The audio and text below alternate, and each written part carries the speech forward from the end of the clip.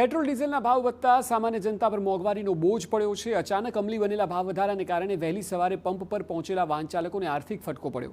Petrol પુરાવવા આવતા વાહન ચાલકોમાં આક્રોશ જોવા મળી રહ્યો છે। વાહન ચાલકો કહી રહ્યા છે પેટ્રોલ ડીઝલનો ભાવ વધવાથી દરેક ક્ષેત્રમાં અસર પડશે, મોંઘવારી વધશે। કેટલાક વાહન ચાલકો કહે છે કે પેટ્રોલનો બચાવ કરવો જોઈએ।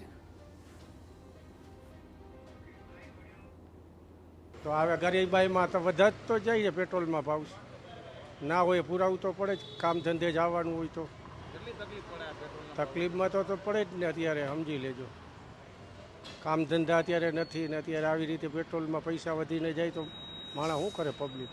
આમથી કિલોમીટર ઓછા થતા જાય છે મારા અને સ્કૂટરના। પંપ પર માત્ર પ્રીમિયમ પેટ્રોલનું જ વેચાણ થઈ રહ્યું છે। પેટ્રોલનો સ્ટોક અલગ અલગ જગ્યાએ ખૂટી જતા લોકો મુશ્કેલીમાં મુકાયા છે।